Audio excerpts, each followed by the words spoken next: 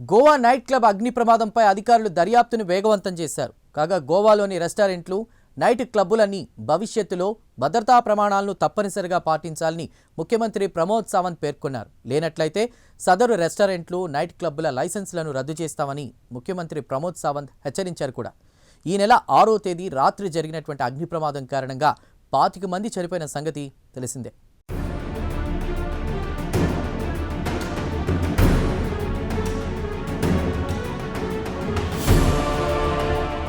గోవాలోని రెస్టారెంట్లు, నైట్ క్లబ్లన్నీ కూడా భవిష్యత్తులో భద్రతా ప్రమాణాలను తప్పనిసరిగా పాటించాలని ముఖ్యమంత్రి ప్రమోద్ సావంత్ పేర్కొన్నారు.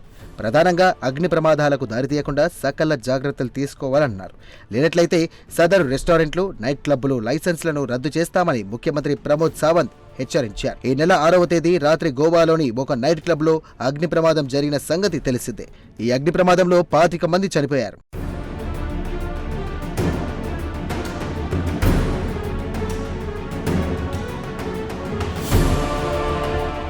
కాగా త్వరలో నూతన సంవత్సరం రాబోతోంది. ఈ నేపథ్యంలో దేశంలోని వివిధ ప్రాంతాలను గోవాకు భారీ సంఖ్యలో టూరిస్టులు వస్తారు. చాలా మందికి గోవాలో న్యూ ఇయర్ ను సెలబ్రేట్ చేసుకోవడాన్ని ప్రతిష్టాత్మకంగా భావిస్తారు. దీంతో డిసెంబర్ చివరి వారంలో గోవాలో ఎటు చూసినా గుంపులుగా పర్యాటకులే కనిపిస్తూ ఉంటారు. హోటళ్లు, రెస్టారెంట్లు, నైట్ క్లబ్లు అన్నీ ఎక్కడెక్కడి నుంచో వచ్చిన టూరిస్టులతో నిండిపోయి ఉంటాయి. ఈ నేపథ్యంలో నూతన సంవత్సరం వేళ గోవాలోని హోటళ్లు, రెస్టారెంట్లు, నైట్ క్లబ్లలోని భద్రతా ఏర్పాట్లను గోవా ప్రభుత్వం తాజాగా సమీక్షించింది. ఈ సమీక్షా కార్యక్రమంలో గోవా ముఖ్యమంత్రి ప్రమోద్ సావంత్ తో పాటు పలువురు మంత్రులు, పోలీస్ ఉన్నతాధికారులు పాల్గొన్నారు.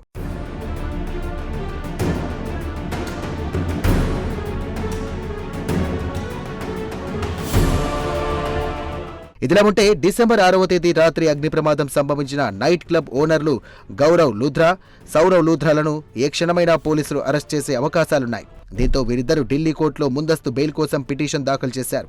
కాగా సదరు నైట్ క్లబ్ ఓనర్లు ఇద్దరూ ఢిల్లీ వాసులే కావడం విశేషం.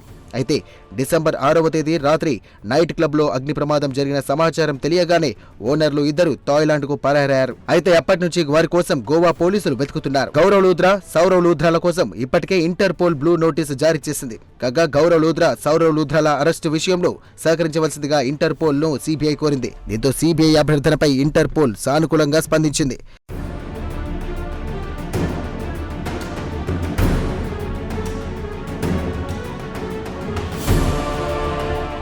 కాగా నైట్ క్లబ్ ప్రమాదంపై అధికారుల విచారణ ముమ్మరం చేశారు. ఇందులో భాగంగా ఓనర్లు గౌరవ్ లూథ్రా, సౌరవ్ లూథ్రాలకు నైట్ క్లబ్ ను లీజుకు ఇచ్చినటువంటి అజయ్ గుప్తాను పోలీసులు ఇటీవల అరెస్ట్ చేశారు.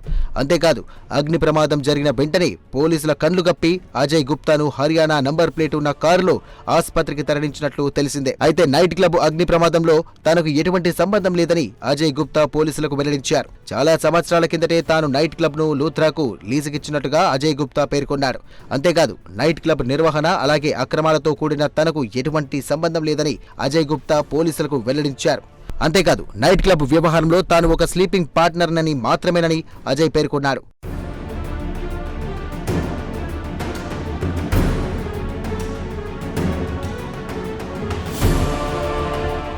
కాగా అజయ్ గుప్తాను త్వరలోనే కోర్టు ముందు ప్రవేశపెడతామని అధికారులు వెల్లడించారు. కాగా రెస్టారెంట్ లోని డాన్స్ రూమ్ లో ఈ మొత్తం ప్రమాదంలో కీలకంగా మారింది. డాన్స్ రూమ్ లో ఒక్కసారిగా మంటలు చెలరేగాయని ప్రత్యక్ష సాక్షులు తెలియజేస్తున్నారు. కాగా కొన్ని నిమిషాల్లోనే సదరు మంటలు రెస్టారెంట్ అంతటికీ వ్యాపించాయి. దీంతో అగ్నిమాపక శాఖ అప్పటికప్పుడు రంగంలోకి దిగింది. అయితే మంటలు ఒక్క పట్టాన అదుపులోకి రాలేదు. దీంతో మరికొన్ని అగ్నిమాపక బృందాలు రంగంలోకి దిగాయి. కాగా చివరకు మంటలు అదుపులోకి వచ్చాయి. కాగా అగ్ని ప్రమాదానికి సంబంధించిన సమాచారం అందిన వెంటనే గోవా ముఖ్యమంత్రి ప్రమోద్ సావంత్ స్పందించారు. హుటాహుటిన ప్రమాదం జరిగిన తీరుతన్నుల గురించి తెలుసుకున్నారు. అంతేకాదు మృతుల కుటుంబాలకు అండగా నిలిచారు.